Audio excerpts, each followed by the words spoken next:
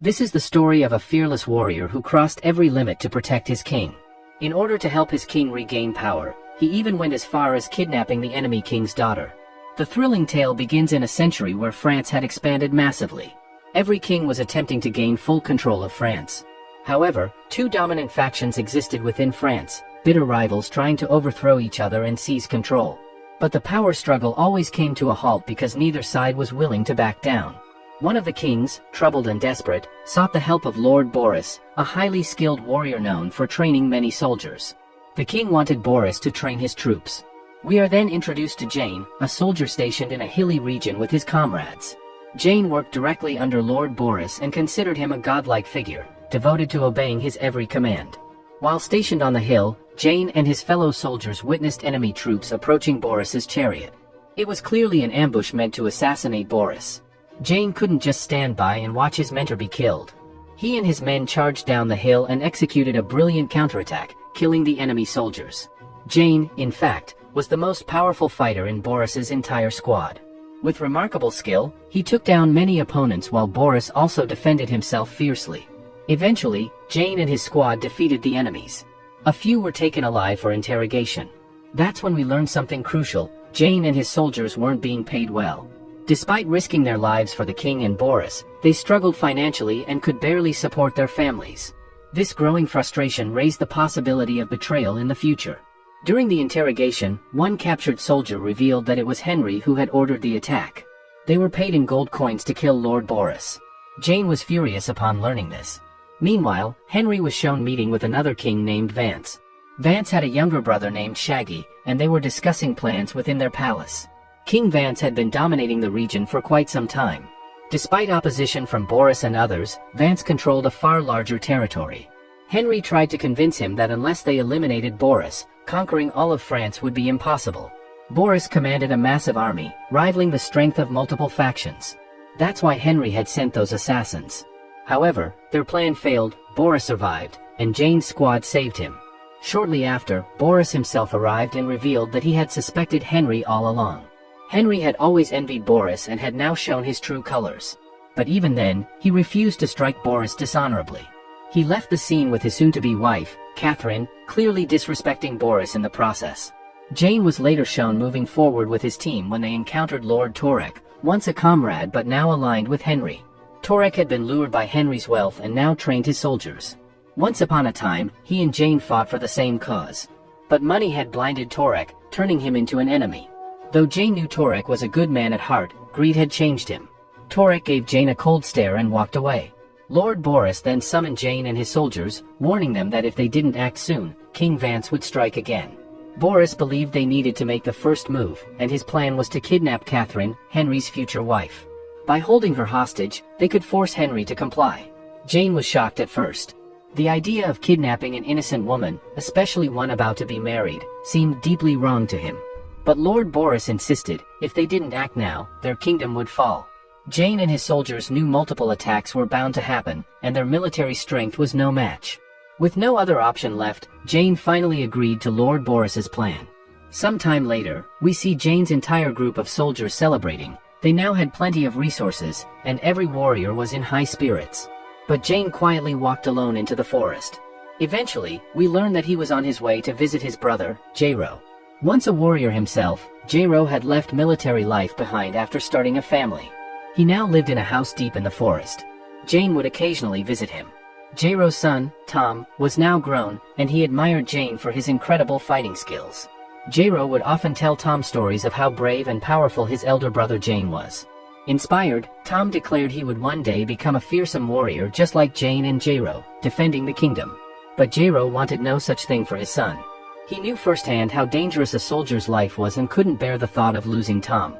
Despite retiring, Jairo still protected the forest villagers. He had never truly stopped being a warrior. Jane, saddened by his brother's humble life, gave him a handful of gold coins so Jairo could better care for his family. Tom, meanwhile, promised to become a great warrior one day. Elsewhere, Henry and his fiancée Catherine were shown traveling with their guards and arriving at a church.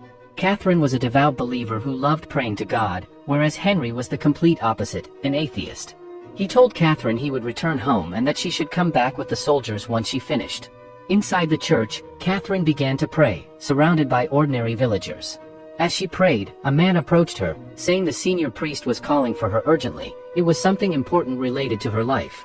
Though skeptical, Catherine agreed to go. But when the priest turned around, it was Jane in disguise. His soldiers suddenly surrounded her and kidnapped her. Catherine screamed, but her guards were stationed outside. Jane's men dragged her out through the back, blending in with the crowd, and quickly escaped into the forest, where no one would suspect anything. When Catherine was finally taken out of the carriage deep in the woods, she was furious. She shouted that kidnapping her from a church was a grave sin and that they would all face serious consequences. But Jane's soldiers laughed. They were all atheists who didn't fear divine judgment. As they traveled further, Jane began revealing the truth about Henry and King Vance. Along the path, the trees were lined with hanging corpses. Jane told Catherine that this cruelty was carried out by none other than Henry and his loyal servant, Lord Torek. They wanted to crush anyone who stood in the way of their plans to seize the entire kingdom. In fact, Henry was trying to overthrow King Vance and take his throne. Catherine was stunned and enraged by what she heard. She was deeply disappointed. How could Henry be so ruthless? Meanwhile, Henry was seen at home, entertaining another woman. But when he noticed his soldiers returning without Catherine, he panicked. He immediately ordered a large-scale search, and soon, the entire village was buzzing with the news. Even King Vance was informed and put a huge bounty out for Catherine's return. Everyone wondered, why was Catherine so important? Was there a deadly secret behind her kidnapping? The answer was soon to be revealed. Jane and his team had hidden Catherine inside different forest caves to keep their location secure. Though Catherine pleaded to be released, they made it clear she wouldn't be allowed to leave until their mission was complete. Meanwhile, Henry stormed over to CG and demanded to know where his bride-to-be was. He suspected that King Vance might have staged this entire plot to weaken Henry's position. While CG didn't fully believe that, he had always harbored some doubts. To calm Henry, he assured him that he would take personal responsibility for finding Catherine and immediately ordered Lord Torek to begin the search. Their first suspect was Jairo, Jane's brother who lived in the forest. Torek and his men set out toward Jairo's house. Poor Jairo, unaware of the danger, was returning home with his son Tom after a typical day. Little did he know, it was about to be his last. Lord Torek eventually reached Jairo's home and began beating him brutally. Tom, Jairo's young son, even tried to fight back, but Torek attacked him as well. The strike was so severe that Tom had little chance of surviving. He died right there. Torek and his men captured Jairo, planning to use him as leverage to demand Catherine's return. When Jane learned what had happened, he rushed to his brother's house, only to find Tom's lifeless body hanging outside. The sight devastated him. Villagers, who had always held deep respect for Jairo, were outraged. In their fury, they called for revenge against everyone connected to the enemy kingdom, even Catherine. But Jane, despite his anger, calmed everyone down. He buried Tom with honor and held a proper funeral. Though Jane was furious and could have charged at the enemy in blind rage, he knew it would result in heavy losses for his side. Instead, he told the villagers it was time to unite. No matter what, they would rescue Jairo. The villagers agreed and pledged their full support. Catherine, witnessing all of this, began to question who was truly right or wrong.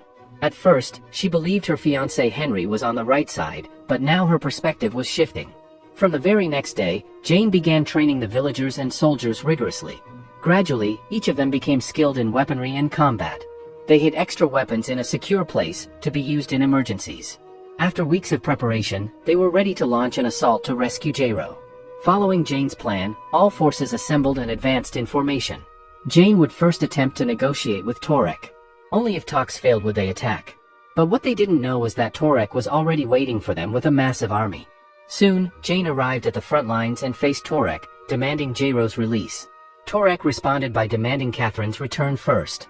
At that moment, Jairo appeared. Catherine, however, turned to Torek and accused him of committing countless murders. She refused to go with him. Torek coldly replied that this was simply his job. He had to find her, no matter the cost.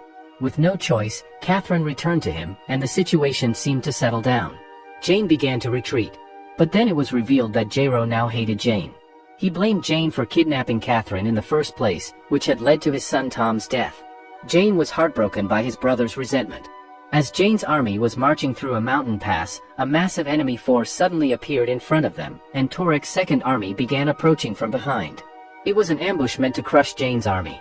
Realizing this, Jane warned everyone to stay alert. Some soldiers ensured Catherine was escorted safely to the palace while the rest prepared for battle. Now was the time to activate Jane's emergency plan. Some soldiers released smoke to obscure enemy vision, while others climbed the cliffs to launch attacks from above. Torek, sensing something, ordered his archers to fire arrows in every direction. Arrows rained down on Jane's army, but they raised their shields in unison, protecting themselves. Seizing the opportunity, Jane gave the order to attack. His warriors charged with long spears and began striking down enemies. Jane himself entered the battlefield, and no one could stand against him. His soldiers hurled stones from the cliffs, crushing many of Torek's men. Seeing the tide turning, Torek panicked and called for reinforcements, including the soldiers guarding Catherine, leaving her nearly defenseless. Chaos erupted across the mountain terrain. Both sides tried to annihilate each other, but Jane's army had the upper hand. Their battle plan was airtight. They continued executing it flawlessly, taking down dozens of enemy troops. Torek couldn't figure out how to regain control. His men were dying one after another. Meanwhile, back where Catherine was, new soldiers arrived, killed Torek's guards, and kidnapped her again. The battle raged on when suddenly a man announced, "Catherine is in our custody." That gave them a major advantage, because now even Jairo was with them. Hearing this, Jane and a few of his trusted men pulled back and began moving swiftly through a hidden cave route. They gave the order to retreat, saying their mission was complete. Due to the fog spreading all around, the enemy soldiers couldn't see them. As they continued deeper into the cave, they spotted Catherine, who had been held captive. A soldier close to Jane was badly injured and died in his arms. Jane had respected him deeply and gave him a proper farewell before he passed. Taking Catherine with him, Jane proceeded further into the cave. He likely had another plan in mind, one that could completely defeat Torek and King Vane. As they moved deeper, they realized many of Torek's soldiers had already reached inside. They launched a direct attack on Jane, intending to take Catherine back. But Jane's allies didn't back down. They fought back fiercely. A brutal battle broke out in the cramped cave, with everyone attacking each other. The space was so tight that escaping became nearly impossible. Jane continued to fight while protecting Catherine, but one enemy soldier slashed his eye, seriously injuring him and impairing his vision. At this point, Catherine stepped in to help. Even though Jane had kidnapped her in the beginning, he had never tried to harm her. Finding a way forward, she helped guide him deeper into the cave. Torek was close behind. After moving ahead, Catherine spotted a river. She jumped into the water with Jane and swam across to the other side, escaping unseen. Torek had no idea where they had gone and returned to his troops. Meanwhile, Jane's men set fire to the cave, forcing everyone to evacuate. Catherine and Jane made it out from the other side, and she quickly bandaged his wounded eye to stop the bleeding. Jane remained unconscious for a while. Torek, now back with his soldiers, ordered all exits to the cave sealed, knowing Catherine would eventually try to leave with Jane. Jane's remaining men were heartbroken, as many of their comrades had died. Still, they knew they had to find Jane no matter what. When Jane finally regained consciousness, he thanked Catherine for helping him. They needed to get out and reunite with their army before Torek found them. As Catherine scouted the way ahead, she was suddenly captured by Torek's soldiers, who had been tracking them on orders. Jane, soon reuniting with his team, grabbed a sword and attacked the soldiers to save Catherine. Some fled in fear, and once again, Jane had rescued her. They escaped the area just before Torek arrived. Torek knew Catherine was still with Jane and became desperate to find them. Jane, meanwhile, brought Catherine to his small kingdom where villagers lived. But even here, destruction awaited. Torek's men had attacked this place too. They spent a night in one of the houses. Catherine felt guilty, believing all this chaos was because of her. She had trusted Henry, thinking he was a good person. Jane explained that Henry was a terrible man and warned her not to return to him. The next day, Henry arrived, calling out to Catherine. Jane gave her a choice. If she still wanted to go back to Henry, she was free to leave. But Catherine chose to stay with Jane. Together, they escaped through a path leading to the forest. As they walked, they came across some of Torek's soldiers killing village children. Catherine wanted to help, but Jane said they were outnumbered and attacking now would be foolish. Ignoring him, Catherine charged toward the soldiers. Jane stayed hidden behind the trees but eventually rushed to her aid. He fought bravely, but the soldiers overpowered him due to their numbers. The soldiers sent word to King Vane that they had found both Catherine and Jane. Though Jane managed to save one child, this act inspired the villagers, who joined the fight and attacked the soldiers. Many were killed, and Jane used the chaos to lead the villagers into the forest. Jane knew the villagers had great potential if they united. So he gathered every remaining villager in the forest to speak with them. He laid out his plan. They needed to surrender Catherine to the king. Using her as a pawn in this war would be a coward's move, and he didn't want that. But the villagers had a different philosophy. In war, everything is fair, and in the end, what matters most is who stands victorious. Yet for Jane, this wasn't just about victory. He had lost too much: his loyal soldiers, his family. He didn't want more bloodshed. He wanted peace, something his late brother Jiro always dreamed of. But the villagers? They were hungry for justice. They wanted a final war, one that would decide everything. And just when Jane began considering that maybe peace wasn't an option anymore, somewhere far away, King Vane was feeding his lions, preparing them for the ultimate battle. It was clear. Vane had made up his mind. The time had come to erase all resistance and create one unstoppable empire. But will he succeed? Well, for that, you'll have to wait for part 2. Our story ends here.